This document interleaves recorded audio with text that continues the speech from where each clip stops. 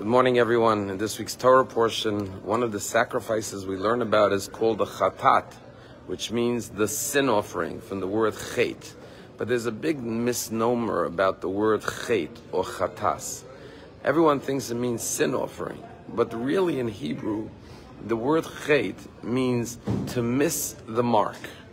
You see, a sin isn't always an inadvertent sin. It's rather the unfulfilled potential that we have when we don't actualize our full ability. And therefore the atonement for the chatas is for those things that we didn't live up to our potential, to our abilities. Last night we had Rabbi Jacobson and Rabbi Soloveitchik discussing faith after October 6th, October 7th in the synagogue. And one of the beautiful things that Rabbi Jacobson said was that while we don't know the ways of God, Maimonides says that when something happens to a person, they can't just say it was coincidence, it was random. Because if you say that, then it's cruel to say that a person suffered something for no purpose. And therefore Maimonides says, and the Talmud says this as well, we have to search the meaning in everything. And he says, while no one could understand the ways of God and why the atrocities of October 7th happened, nor try to explain it, because that would be cruel as well. What we did see in the aftermath of October 7th was that the Jewish people had a massive wake-up call. And the Jewish people are proud and alert like never before. And he used the term and he said, to be a Jew is not just to be anti-Semitism. To be a Jew means what is our positive vision for our Jewishness. And now like never before, Jews have to ask themselves, what is my purpose of being a Jew? How do I explain to myself, to my children, to those around me, why Judaism is important? Not just a negative reason to be against something, but what is my positive vision and purpose as a Jew in this world? How do I explain to myself and others why Judaism is important, why Israel is important? What have we brought to the world over the last 4,000 years? The morality, the values, everything that Western civilization upholds. We've been here not for 250 years like America. We've been here for thousands of years espousing these values. And now more than ever, we have to look at ourselves and saying, are we fulfilling our full potential as a Jewish people? And the same thing is in the realm of love for a fellow Jew. We all know what occurred before October 7th, but now, like never before, there's unprecedented love and unity amongst the Jewish people. And we realize that we missed the mark. And now more than ever, we have to unite as one. One of the great heroes on October 7th was a young man by the name of Anar Shapiro.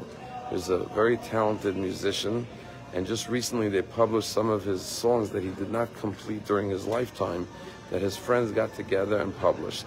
On October 7th, he and his friend, Hirsch Goldberg Polin, who Hirsch's grandmother attended last night's lecture. And we prayed for her grandson's immediate release. But this Anar Shapiro and Hirsch, went together to the Nova Music Festival.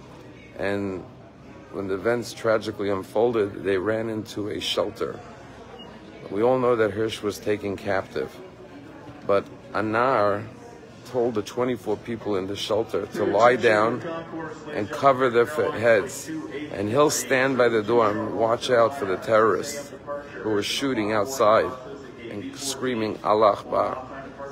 And you see a picture that someone accidentally took. A young woman was texting her parents, and her picture went off, and you see Anar standing by the door. Everyone else is lying down. And he's standing where the sign says, danger, do not stand near exit. And he's looking out for the terrorists. And it happened to be that someone who ran into the shelter left their car running with the dash cam on. And you see the video from outside and the picture from inside. And Anar's at the door, and the terrorists come and they throw a grenade into the shelter. And Anar catches it and throws it back at the terrorists. Then the terrorists try a second time. And this happens 7 times. They throw grenades, Anar catches it and throws it back out. And then, unfortunately, tragically, the 8th time they threw a grenade, he caught it, but it blew up in his hand, and Anar was killed. There were 10 survivors from that shelter, and they all talk about how Anar came into the shelter and said, I'm here, I'm a soldier in the Nachal Brigade, everything's going to be okay, and calmed everyone down. And the 10 survivors attribute their lives to Anar taking the last grenade after catching 7 and throwing it back. October 7th showed us who we really are as a Jewish people.